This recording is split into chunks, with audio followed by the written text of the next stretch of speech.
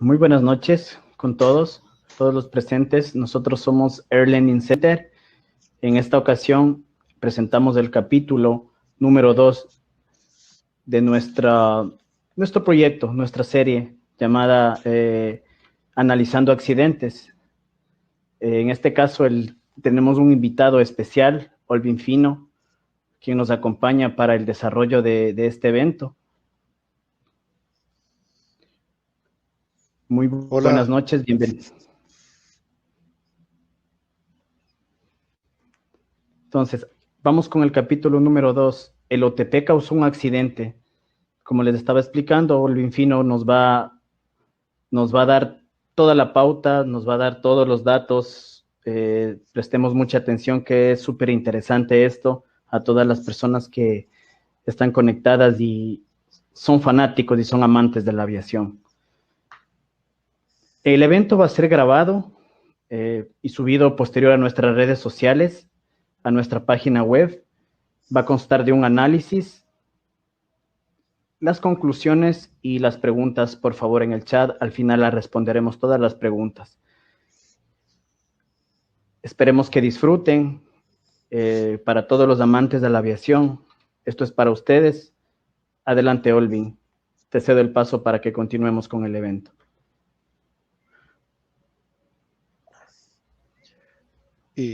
Sí, muy buenas noches con todos. Para mí realmente es un verdadero placer, un gusto estar participando con ustedes en esta noche. Veo muchos conocidos que se han conectado, lo cual es muy bueno. El objetivo, pues, como lo mencionó Luis, es analizar accidentes. Nosotros que estamos en el mundo de la aviación, pues, es muy importante conocer las situaciones que han llevado a que accidentes y que estos, pues, en las diferentes empresas en las que nos desempeñamos, pues, no vuelvan a ocurrir. Este tipo de charlas, primeramente, pues, le agradezco a Air Learning Center por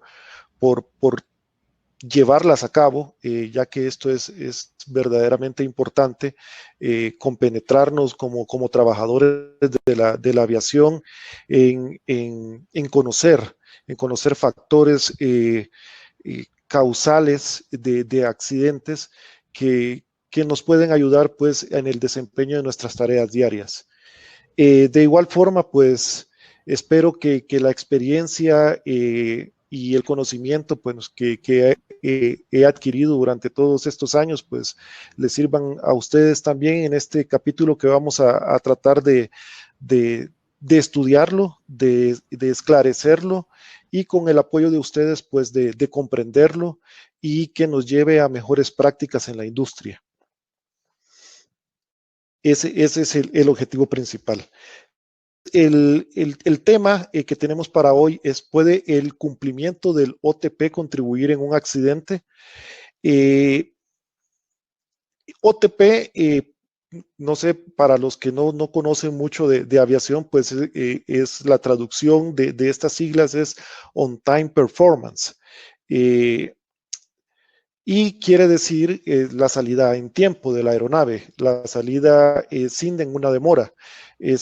Sabemos que nosotros somos en el área de aviación, normalmente somos empresas de servicio, y lo que nosotros buscamos es que el cliente, pues, llegue del destino de un punto A un punto B, que es la promesa que le hacemos, y también la promesa es que lo hacemos en un periodo de tiempo determinado. Entonces, le decimos, por ejemplo, su vuelo sale a las 6 de la mañana, el cliente quiere salir a las 6 de la mañana. ¿Por qué? Porque tiene compromisos al destino donde llega, y nuestra finalidad, pues, es que estos compromisos se lleven a cabo y dar un buen servicio. Ahora bien, ¿qué pasa si este OTP o esta premisa que tenemos como aerolínea pone en peligro el vuelo como tal, por dejar de hacer algunas funciones que son o algunos procedimientos que son necesarios y querer salir en tiempo, ¿qué pasa si se pone en peligro la seguridad del vuelo? Entonces, este accidente, que es el vuelo 2120 de Nigerian Airways, es un ejemplo de una situación en la que estuvo envuelto, entre otros factores, el OTP, el On-Time Performance. Entonces, la idea de hoy es que podamos analizar esto, cómo fue que este OTP se vio envuelto en este accidente, y podamos ir descubriendo a lo largo que vamos explicando lo que sucedió, las causas, los antecedentes del vuelo, podamos ir descubriendo otros factores que hicieron que el vuelo tuviera un accidente. Comenzamos aquí con la presentación. Les damos un breve antecedente de lo que era el vuelo. Este era un vuelo charter, realizado, como les dije, por la aerolínea Nigerian Airways. Sin embargo, la aeronave no pertenecía a esta aerolínea, sino que pertenecía a una empresa llamada Nation Air. Nation Air es una empresa, era una empresa de Canadá que su principal rubro era realizar vuelos charter. Ellos tenían, entre sus aeronaves tenían la aeronave DC-8, que es la que pueden ver en la fotografía, y la de sus vuelos eran vuelos en el Medio Oriente.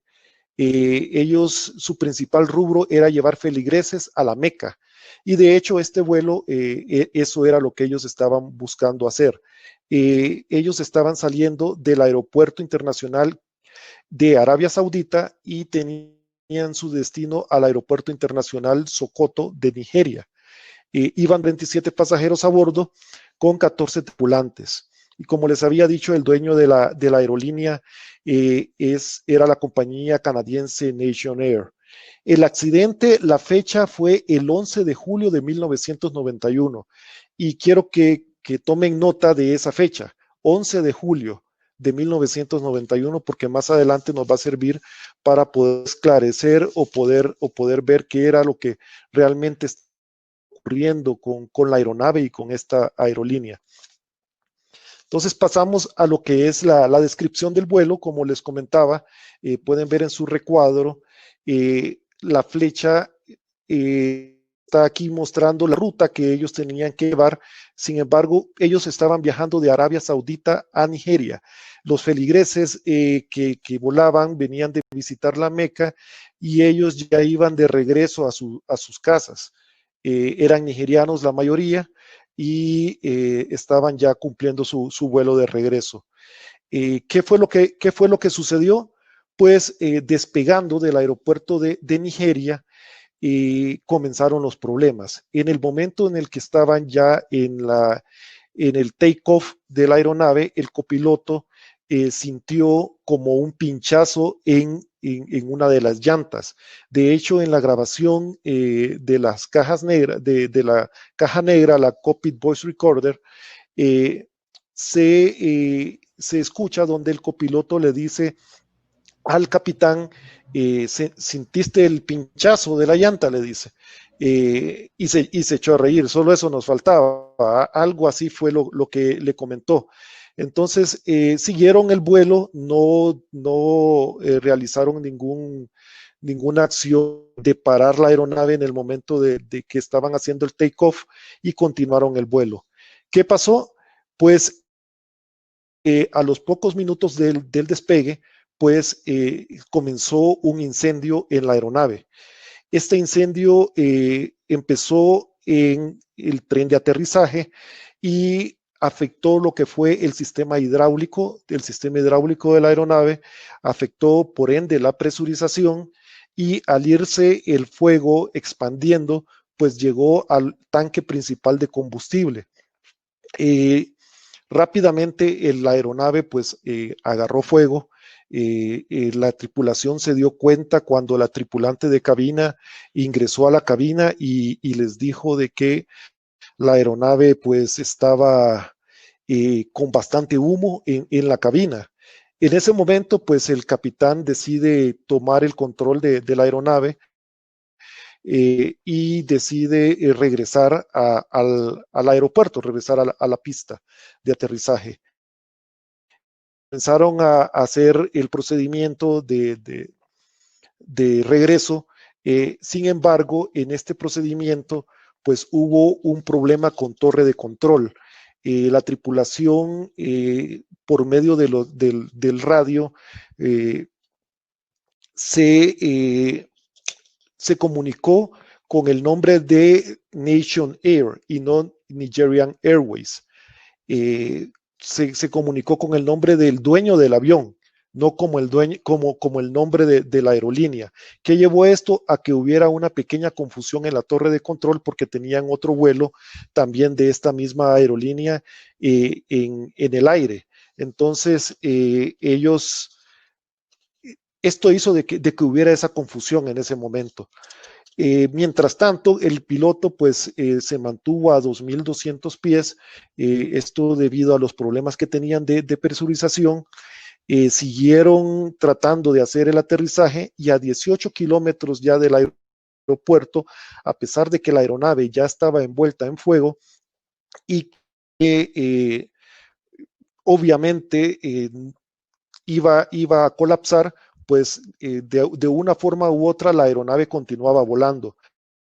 Sin embargo, y parecía de que realmente lo iba a lograr el retorno al aeropuerto. Sin embargo, a 18 kilómetros, como lo muestra la presentación, la aeronave empezó a desintegrarse del fuego, empezaron ya a haber una ruptura de todo lo que es la estructura de la aeronave y empezaron a caer ya cuerpos de la aeronave, de hecho, en vuelo todavía. Los que no murieron por el humo, murieron por la caída que tuvieron o murieron quemados ya porque el fuego les alcanzó. La aeronave, como les digo, estuvo debido a este fuego incontrolable. Murieron los 261 ocupantes a bordo, incluidos los 247 pasajeros, más la tripulación. De la tripulación, pues solo algunos pudieron ser identificados y realmente hasta la fecha ha sido el accidente que más fuerte que ha tenido Nigeria y Arabia Saudita, Arabia Saudita, que es el lugar donde la aeronave departió. Entonces, estos son los datos preliminares de lo que sucedió. Podemos decir en un resumen de que la aeronave, pues saliendo, despegando en el take-off, durante la carrera de despegue, comenzó a agarrar fuego en una de sus llantas. Continuó el despegue. Este fuego hizo de que colapsaran los sistemas de la aeronave, los sistemas hidráulicos, el sistema de presión y por último, pues invadió lo que fue el combustible de la aeronave y lo que llevó a que la aeronave pues se estrellara y murieran todas las personas a bordo.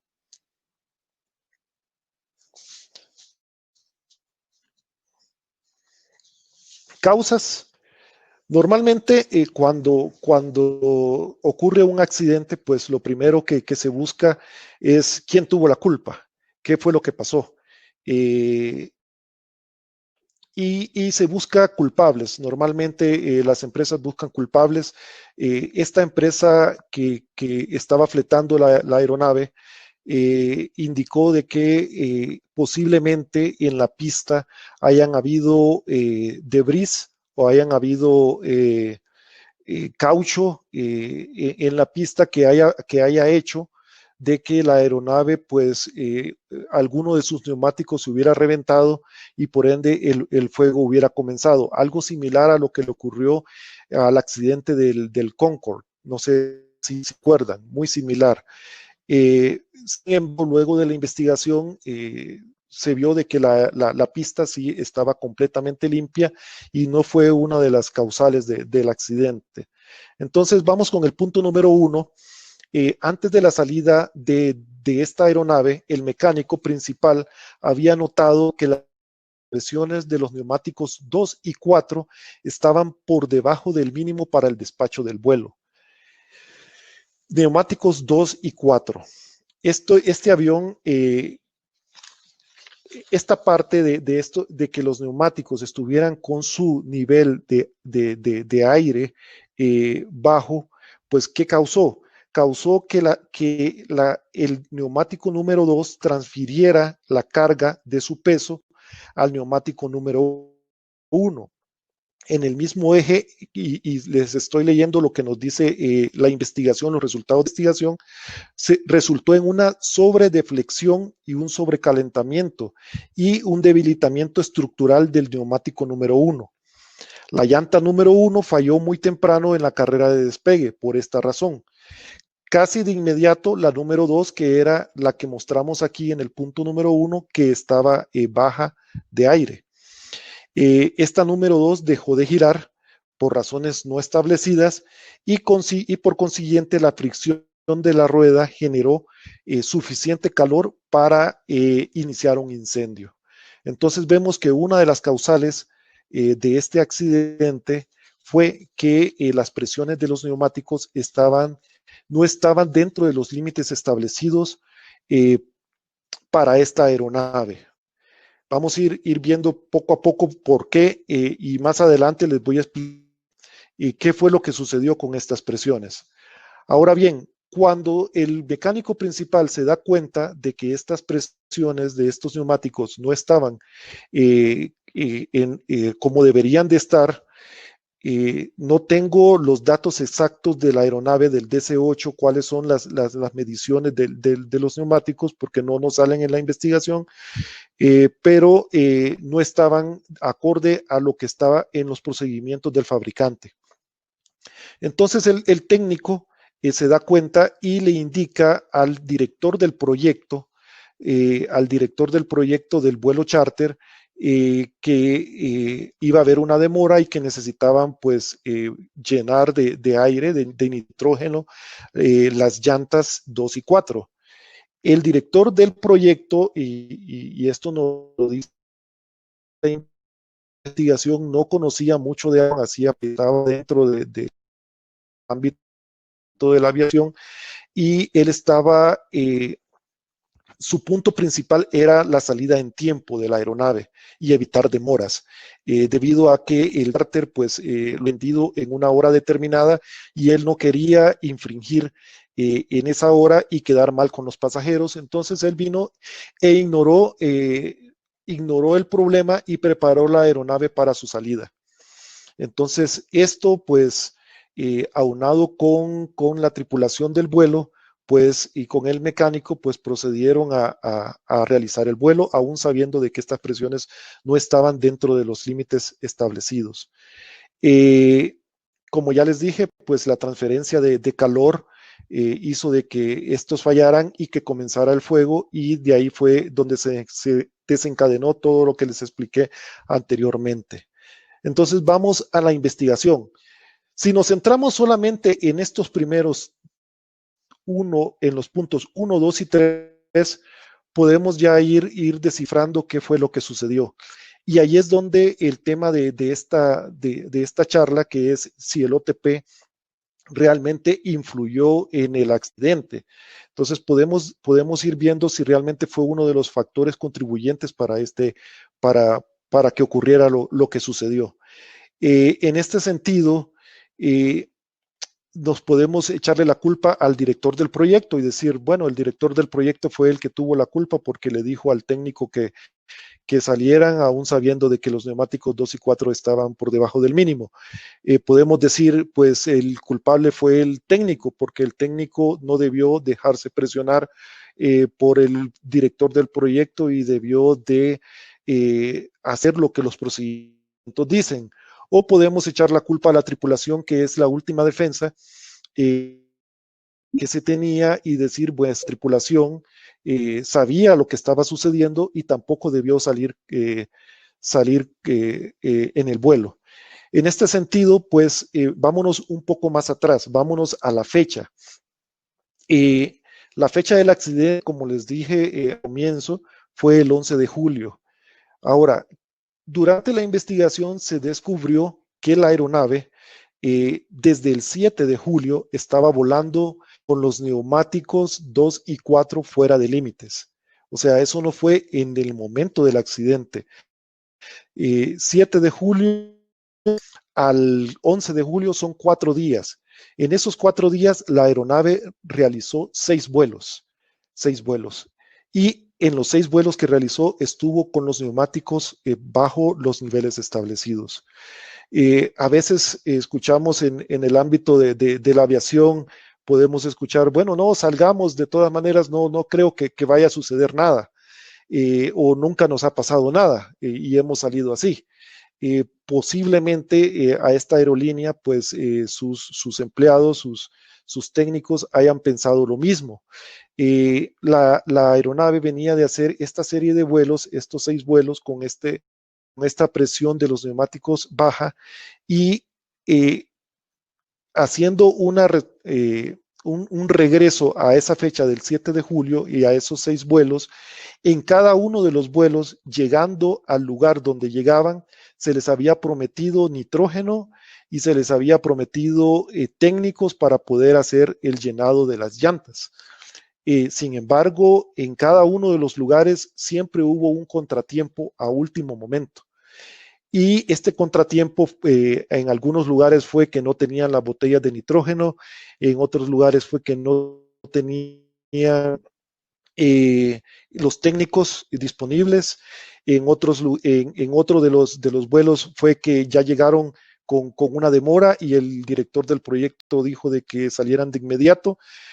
Hubieron varios factores, pero desde el 7 de julio al 11, ninguno de esos puntos pues fue tratado y la aeronave continuó con los neumáticos 2 y 4 con el nivel bajo de aire.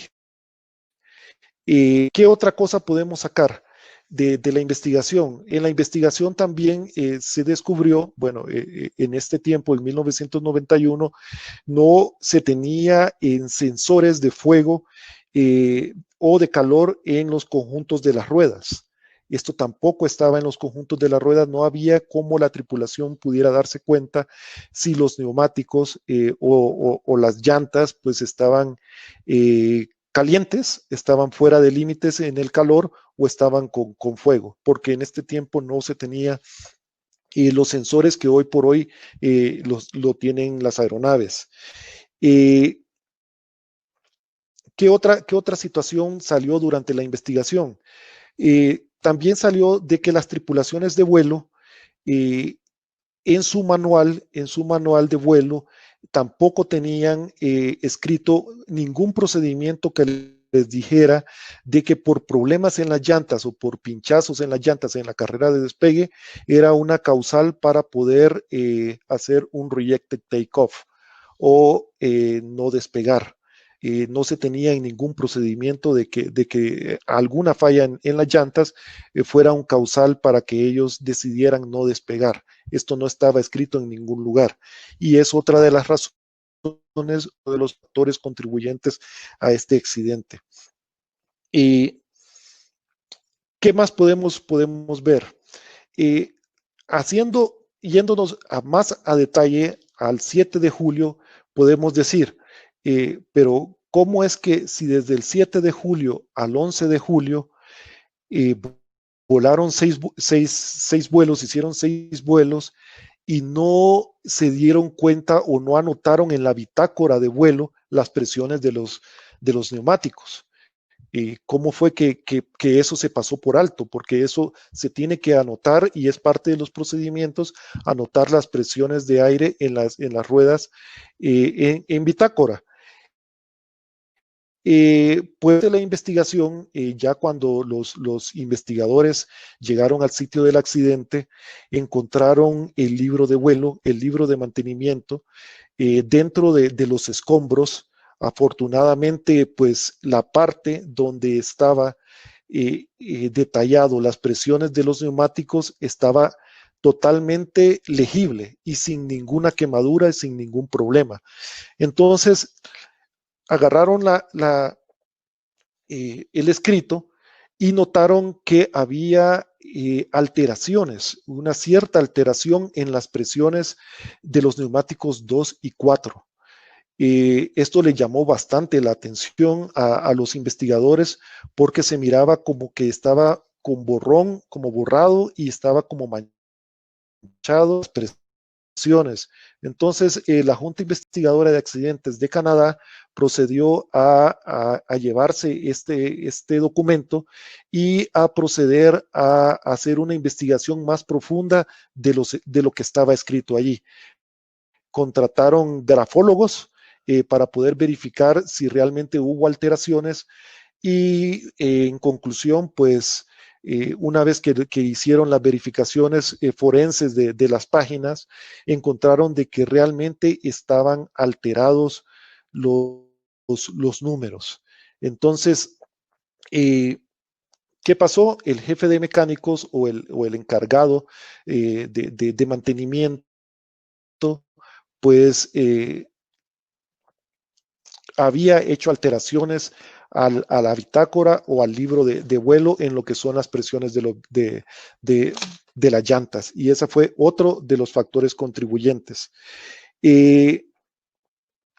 ¿Qué sucedió? Pues podemos echarle la culpa también, como les dije, principalmente al director del proyecto, que fue la persona que estuvo presionando al técnico y estuvo presionando a la tripulación para ir realizando cada uno de los vuelos, pero dentro de la investigación se dieron cuenta de que esto no venía solamente desde el director del proyecto, sino que venía de los ejecutivos de la aerolínea. La aerolínea ya había sido auditada anteriormente y se habían encontrado bastantes falencias de seguridad y bastantes falencias en los procedimientos. Entonces, no era nuevo de que este tipo de acciones, pues la aerolínea las viniera realizando. Entonces, podemos ir viendo cada una de las causas, cómo la cadena de errores se fue dando. Normalmente en un accidente decimos que la cadena, que no es un solo factor lo que ocasiona el accidente, sino que este viene por una cadena de errores. Y en este accidente, pues como lo hemos venido detallando en la plática, hemos visto algunos de los factores que realmente llevaron a que el avión se estrellara, perdón. Seguimos. ¿Cuáles fueron las consecuencias que se tuvo en base a este accidente? Pues recuerdo que en los primeros cursos de operacional o los cursos de aviación que he recibido, nos dicen que en aviación normalmente las regulaciones están escritas con sangre. Y lastimosamente, pues esto es lo que ha sucedido. Tenemos que aprender, o hemos venido aprendiendo en aviación de los errores del pasado, hemos venido aprendiendo de los accidentes que han venido ocurriendo, y en base a estos accidentes y a las investigaciones que hacen las juntas investigadoras de los diferentes países, pues salen sugerencias que son plasmadas en las regulaciones, son plasmadas en los procedimientos o en los manuales de los fabricantes. En este caso, pues sucedió algo similar. Después del accidente, pues esto marcó un antes y después en lo que es las fallas en el tren de aterrizaje o en las ruedas, ya que a partir de este accidente fue que se determinó que las aeronaves tengan sensores o detectores de humo y temperatura en los trenes de aterrizaje para evitar tragedias como la de este vuelo. También pues llevó a endurecer los protocolos de mantenimiento en los neumáticos de los trenes de aterrizaje para marcar con exactitud la cantidad de nitrógeno que estos llevan. Y finalmente, ya en la parte, como podemos decir, punitiva para la aerolínea, pues el accidente causó una mala reputación a lo que fue la aerolínea Nation Air por el mal servicio. Normalmente después de un accidente, y lo suelo decir en los cursos que dicto de SMS, quedan bastante golpeadas, no solo en la reputación, sino que económicamente. Y en el caso de Nation Air, pues no fue la excepción. La aerolínea pues fue multada, fue llevada a juicio sus ejecutivos y finalmente pues la aerolínea quebró, se cerró totalmente en 1996, si mal no lo recuerdo. Este accidente, pues, es uno de los accidentes, como les indicaba al principio, más fuertes que ha tenido Arabia Saudita. Es un accidente que siempre llevo a los cursos que doy y enfocándolo no tanto en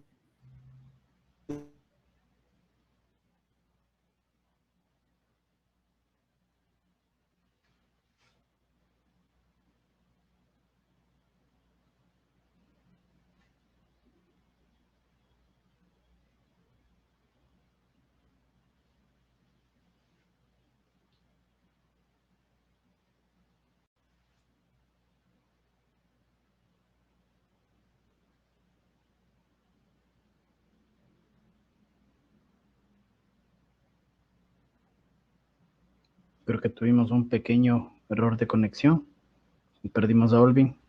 Sí, estoy por aquí, regresé. Sí, ahí estás, Olvin, sí. No sé hasta dónde me escucharon, Luis. Sí, estábamos dando en las consecuencias, sí. Sí, Algo también adicional que quería ahí acotar, Olvin, es que se crearon unas directivas de aeronavegabilidad, unas directivas, unos AD, con referente a los trenes, lo que hablabas tú ahí. Sigue, Olvin. sí, exactamente. Entonces sí, estos accidentes llevan como les comentaba, pues establecer directrices para que no vuelvan a ocurrir. Entonces, esto que está haciendo Air Learning Center, pues es muy importante, es importantísimo, diría yo, regresar y revisar estos temas. Ver estas lecciones aprendidas y que las pongamos en práctica en la industria en la que nosotros laboramos, que es la industria de la aviación. Esto nos lleva a que pues salvemos vidas, que es lo principal. De nuestros compañeros de trabajo, que son las personas que vuelan en las aeronaves, de los pasajeros y también pues nuestros trabajos. Como les mencionaba, un accidente pues normalmente conlleva al cierre de una aerolínea. Entonces, nuestra finalidad en el área de seguridad operacional, en el área de prevención de accidentes, es esa, es la concientización de las personas que laboran en los aeropuertos para que este tipo de eventos pues no nos ocurran, limitar lo que son los peligros a un nivel aceptable y que estos peligros pues al final no se conviertan en un accidente o en un incidente grave. Entonces, este es el ejemplo que les traía el día de hoy, el vuelo 2120 de Nigerian Airways.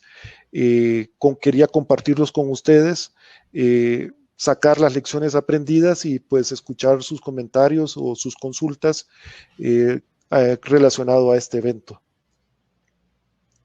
Sí, Olvin, estamos aquí en el chat. Cualquier pregunta es bienvenida. Adicional, Olvin, con toda tu experiencia, he visto tu currículum, es súper bueno. ¿Tú qué recomiendas a toda la audiencia que tenemos como una recomendación primordial sobre esto y para que no vuelva a suceder esto, dejando un poquito al lado lo que sucedió, sino que personalmente, ¿cuál es tu recomendación a toda la gente que está conectada? Sí, Luis.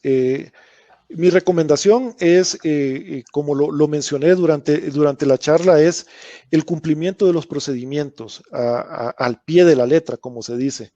Los procedimientos están escritos por algo, están escritos, tenemos diversas barreras, tenemos que están establecidas para que no nos lleguen a ocurrir accidentes. Estas barreras las encontramos en los manuales de los fabricantes, los encontramos en los manuales propios de la aerolínea, en los procedimientos que están escritos, en los boletines que salen. Creo que tenemos comunicados que las diferentes aerolíneas hacen con relación a cómo cumplir un proceso o un procedimiento, y estas barreras, pues lo importante es que si están escritas, las llevemos al pie de la letra, las cumplamos. Como les mencioné, fallar en algo pequeño puede convertirse en algo muy grande en lo que es la aviación. Excelente, Olvin. Algo también, alguna pregunta que nos hacen aquí por interno también. ¿Tú crees que la relación del factor humano en esos tiempos era demasiado pobre? Esos temas tratados por las direcciones de aviación eran un poco precarias. Sí, de hecho, en seguridad operacional nosotros hablamos de la balanza, de una balanza que tiene que ver con a qué le da más prioridad a la aerolínea, si le da prioridad a la producción, que es a la realización de los vuelos, o si le da prioridad a la seguridad. Eso nosotros lo llamamos el dilema gerencial. Este dilema, si nosotros la balanza la tenemos aquí, la producción a un lado y al otro lado tenemos la seguridad. Si nos vamos mucho a producción, que fue el caso de este accidente, producir, no importando la seguridad, nos causa el accidente. Si nos vamos por otro lado a seguridad todo y ponemos demasiadas barreras, tantas barreras que los vuelos se realicen. Por ejemplo, una barrera puede ser de que el vuelo salga solo con 25 pasajeros porque seguridad cree que por peso y balance en un determinado pista es lo más seguro, sin haber hecho un análisis de pista efectivo, y nos vamos mucho a seguridad, pues la aerolínea va a quebrar. Entonces, el dilema gerencial es que llevemos de la mano las dos situaciones, es mantener la balanza, valga la redundancia, bien balanceada en estos dos factores. Entonces, el factor humano en 1991, en los años 90, no era muy considerado, no había mucha temática al respecto, y no estaba implementado el SMS como tal. No estaba implementada la seguridad operacional, y es un buen punto el hacerles notar qué hubiera pasado si en ese tiempo hubieran tenido un sistema de reporte voluntario y no punitivo como el que se tiene ahora en cada una de las aerolíneas de acuerdo a lo que la regulación nos pide. Podríamos pensar de que tal vez el jefe de mecánicos hubiera podido haber hecho un reporte de peligro, un reporte de riesgo. Hubiera habido alguien dentro de la empresa que hubiera podido haber leído ese reporte, hubiera podido tomar acciones, tal vez en el segundo vuelo, y no hubiera pasado el accidente. Sin embargo, como les digo, de los accidentes, pues lo importante, a pesar de las pérdidas de vidas, pues es importante aprender. Creo que la regulación, cuando se implementó o incrementó los niveles de seguridad, la OASI, y por lo tanto los estados y las aerolíneas, pues esto vino a ayudar a que en esta década, a partir del año 2000, pues este tipo de accidentes fueran disminuyendo. Súper bien, Olvin. Por aquí nos dice Eco Yankee, muy interesante el tema, pero se ve claramente la irresponsabilidad de las personas que creen que no va a pasar nada. ¿Qué opinas tú, Olvin, de lo que hablabas tú también, que a veces las personas son muy confiadas o los operadores son muy confiados? Realmente las personas somos muy confiadas, que no tomamos las precauciones, y no se diga una industria que es una de las, valga la redundancia, industrias de inseguridad que tenemos una seguridad de unos estándares súper altos, ¿no? Sí, sí, y es muy importante porque a veces se puede decir, pongamos un ejemplo de un neumático fuera de límites por una cortadura. Se puede decir, no, todavía aguanta. O este tipo de cortaduras puede decir el técnico, yo ya las he visto antes y no ha pasado nada. Puede continuar el vuelo sin hacer el procedimiento que manda el manual, sin hacer la medición. En ese sentido, pues, como lo menciona Eco Yankee, claramente ya vemos que pasa de ser un error a una violación, que es lo que manejamos en seguridad operacional y es el límite el que tenemos que nosotros verificar bien. Si la persona piensa de que está dentro de límites, pero no cumple los procedimientos y sabe, está entrenada de que debe de hacerlo, entonces ya está cometiendo una violación por la irresponsabilidad de no hacerlo. Exactamente, Olvin. Muchas gracias por acá. Mentor Sánchez también nos dice, Olvin, ¿consideras que actualmente existe este tipo de presión operacional? ¿Qué se puede hacer para evitar sus consecuencias? Sí. Muy buena pregunta, Mentor. De acuerdo, sí, la presión operacional siempre va a existir. Como les mencionaba, nuestro rubro es transportar personas. Hacemos una promesa al pasajero de transportarlo a una determinada hora de salida. Hacemos una promesa de que lo vamos a llevar a su punto B. Y esa promesa, pues nosotros dentro del área de seguridad no es que estamos en contra de cumplirla, de hecho es nuestra razón de ser. Sin embargo, cuando hay un problema que puede afectar la seguridad operacional y nosotros lo detectamos, lastimosamente está por encima la seguridad a la promesa de salir en tiempo. Entonces, ¿de qué sirve, por ejemplo, haber cumplido este vuelo en tiempo, haber llevado a los feligreses que regresaban de la Meca en tiempo si al final no llegaron al punto B? Entonces, se falló en el principal objetivo, que era llevarlos sanos y salvos a sus casas. Exactamente, Olvin. Juan Pablo Garay, saludos. Juan Pablo nos dice, es de vital importancia mantener la tarea que se hace con la seguridad, de contemplarla al 100%, conscientes de la seguridad por encima del tiempo, lo que tú hablabas, Olvin. Exactamente. Como les digo, es una balanza. No podemos irnos tampoco del lado solo que seguridad, sino también contemplar la parte de productividad, pero eso tiene que estar bien balanceado. Si el vuelo está en riesgo, si hay un peligro latente, el vuelo no puede realizarse hasta que este peligro se le ponga un límite o sea mitigado. Súper bien. Genaro Sánchez por aquí nos dice, en seguridad industrial se suele decir que para que se dé un accidente debe concurrir dos condiciones, la situación insegura y la acción insegura, que es del factor humano, aspectos que están tratando y que ha sido expresado en la charla de hoy, con lo que contribuye a un mejor comportamiento humano. Felicitaciones por ello y por su aporte al mejoramiento de las empresas y de las personas, nos dice Genaro Olvin. Muchas gracias, Genaro.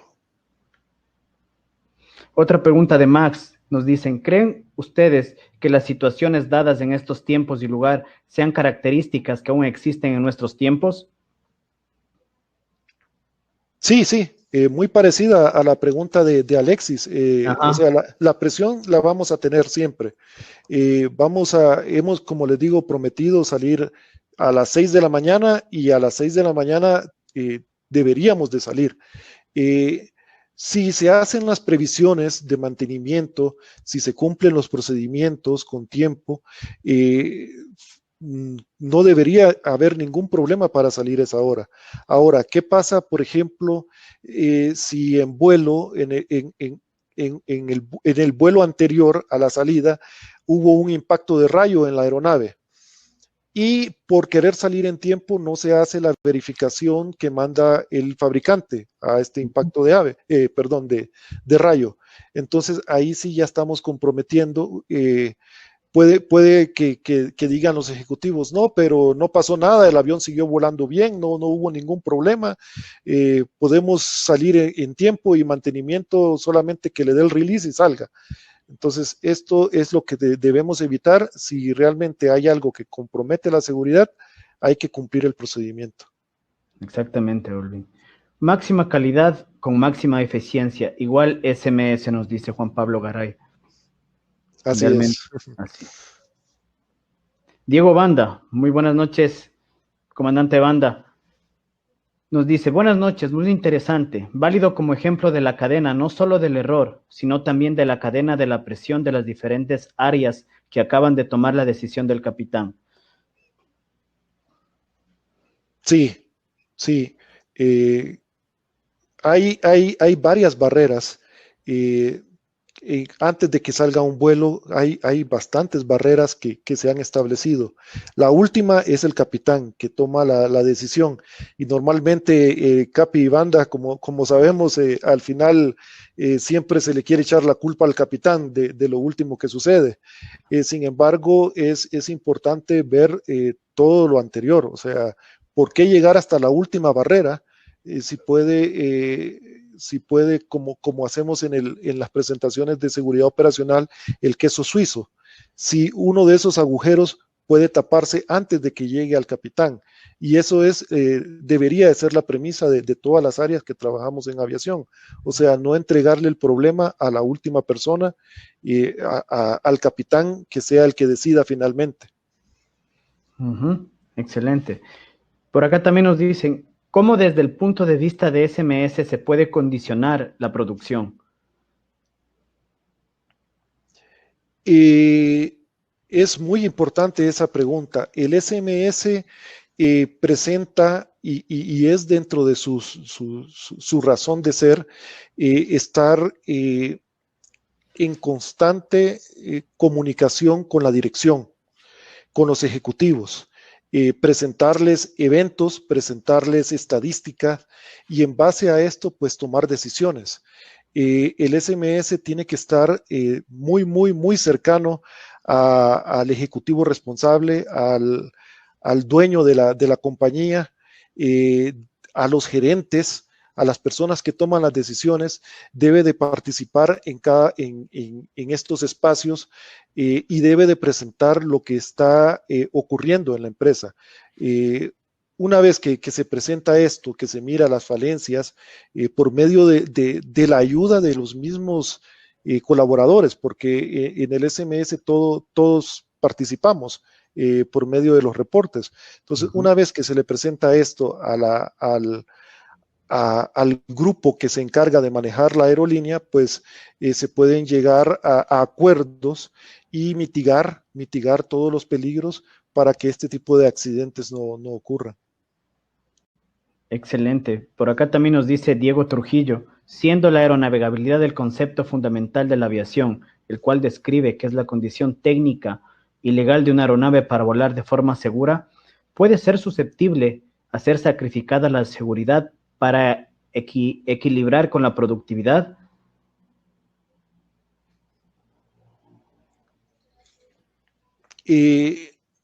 Sí puede ser susceptible, o sea, es dependiendo de la cultura de seguridad que tenga la aerolínea, puede ser susceptible. Sin embargo, en aviación, como solemos decir, todo está escrito.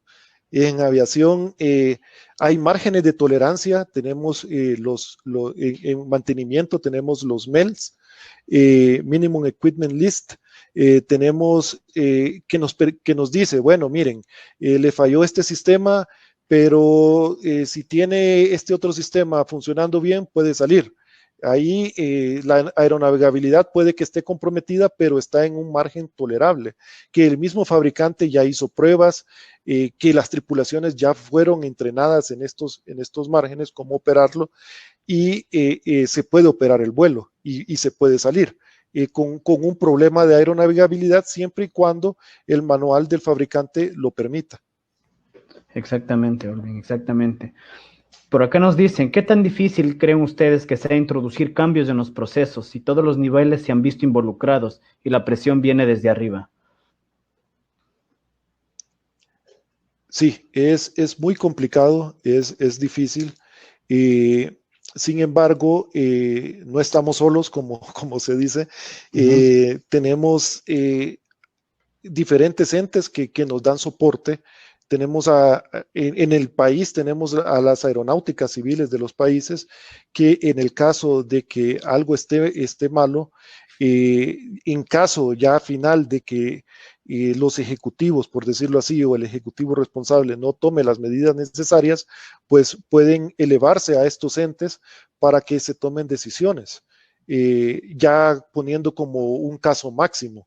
Sin embargo, lo ideal sería que en aviación pues se busca que el pasajero llegue a su punto o a su destino con seguridad. Es muy difícil que en estos tiempos ahora los ejecutivos de una empresa sacrifiquen producción por seguridad. Y en el caso de que esto se vaya a dar, la barrera que tenemos hoy por hoy es el Departamento de Seguridad Operacional. Esta es la barrera que tenemos y la que debe de alertar a los ejecutivos si algo pues está saliendo de la mano. Exactamente. Adrián Hidalgo nos dice, ¿consideras que las autoridades internacionales, OASI y ATA, a través de estos eventos han tomado conciencia en mejorar los controles y sistemas de seguridad operacional en las diferentes áreas operativas de las organizaciones? Sí, sí, yo sí lo considero, Adrián. Creo que la IATA por parte de las aerolíneas y la OASI por parte de los estados, pues están en constante monitoreo de lo que ocurre en la aviación. Este tipo de accidentes, pues los podemos visualizar, podemos ver, porque hubo una junta interventora que tomó en cuenta cada detalle del accidente y en base a estos detalles, pues fue tomando decisiones para ir mejorando los procesos y los procedimientos. En este sentido, pues hemos visto cómo ha evolucionado en los últimos años las regulaciones, los anexos de la OASI son constantemente revisados y IATA normalmente está sacando documentación nueva, está muy de cerca de las aerolíneas. De hecho, ahorita con la contingencia que estamos teniendo del COVID, tanto la OASI como la IATA han estado estableciendo webinars gratuitos, han estado enviando información a las aerolíneas que nos han servido para la puesta en marcha nuevamente de las actividades aéreas.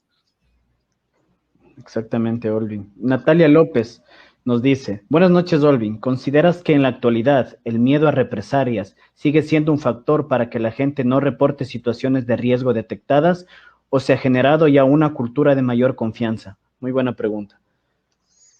Sí, sí, muy buena pregunta. Gracias, Nati. En este sentido, como les mencionaba, la cultura de seguridad en la aerolínea debe de estar bien implantada. Si hay una cultura de seguridad bien implantada, es muy complicado que hayan represalias. ¿Por qué? Porque los reportes, y es lo que nos mandan las autoridades, tienen que ser no confidenciales, totalmente confidenciales. Entonces, no debería de haber un filtro en el que yo como encargado o la persona que esté encargada de un departamento de seguridad mencione, recibí este reporte de tal persona y mencione nombres. Es parte de lo que las mismas autoridades nos han colocado en las regulaciones, en las RDACs, por ejemplo, acá en Ecuador, en las RACs en Centroamérica, en donde nos dicen de que esta cultura de seguridad pues debe de ser no punitiva y debe de ser totalmente confidencial. Si la cultura de seguridad está bien implementada en la aerolínea, siempre va a existir el miedo de las personas de reportar, pero una vez de que los reportes vayan cayendo y se vaya viendo de que lo que se ataca no es a las personas, sino que a los procesos o los procedimientos que están mal implementados, en este sentido va a ir mejorando la seguridad. Hay un punto aquí bien importante. A veces las personas tienden a reportar y a decir, bueno, ¿qué va a hacer la persona que reportó? O sea, no a la persona que reportó, sino yo reporté que, por ejemplo, un técnico está haciendo mal su trabajo. ¿Qué le va a hacer al técnico usted? ¿Qué le va a hacer seguridad operacional? Entonces, en este sentido hay que tener bien claro de que el área de investigaciones y de seguridad operacional de cada aerolínea, y de acuerdo a lo que nos dice la regulación, no se debe de compenetrar en ser punitivo en las personas, sino en ver por qué esta persona está cometiendo estos errores o por qué esta persona está actuando así. Ir a esa causa raíz y atacar esa causa raíz, porque puede que hoy sea el mecánico tal que lo haga o el piloto tal, pero o el despachador tal, pero puede que ataquemos solo a la persona y al día siguiente lo está haciendo otro despachador, otro técnico, otro piloto. Entonces ahí lo que se tiene que atacar es la causa raíz y los procesos y procedimientos, no a las personas. Sí, exactamente, Olvin. Ahí súper bien, es la causa raíz, investigar el por qué, cómo así, la raíz de lo sucedido, los factores humanos ahí que pueden ser causa de los motivos o de las faltas que uno se pueda cometer. Eso es súper importante también. También por acá Roberto Ontaneda. Roberto, buenas noches, nos dice, Olvin, excelente disertación. ¿Hay algún medio de control o regulación que respalde al personal técnico y operativo frente a las presiones del OTP, cuyo factor es importante para la alta dirección de la aerolínea? Sí, Roberto, muchas gracias por la pregunta. Sí, el medio es el sistema de seguridad, como les mencionaba, el sistema de seguridad es el medio. Ahora, ¿cómo llega esto a la DGAC, por ejemplo? Por medio de las auditorías también, el sistema de calidad también interviene ahí. Entonces, ¿qué pasa? Alguien hace un reporte de que está siendo presionado por el OTP.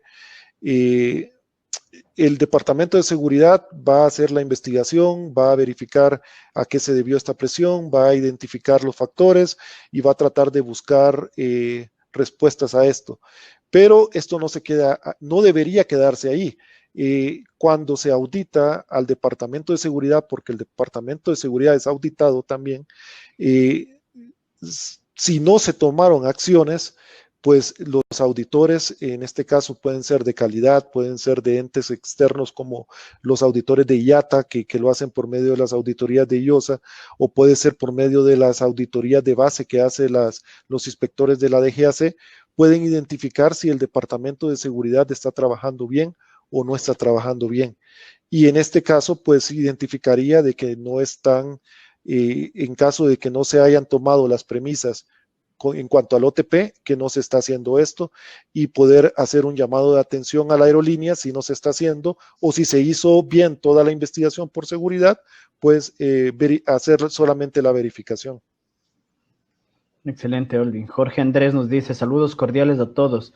Excelente información. Hay que crear una cultura de responsabilidad y buena práctica siguiendo los procedimientos. Efectivamente, Jorge Andrés, por eso mismo estamos creando el Air Learning Center y estos tipos de eventos para crear conciencia a al personal involucrado en aeronáutica, que los procedimientos se los deben seguir.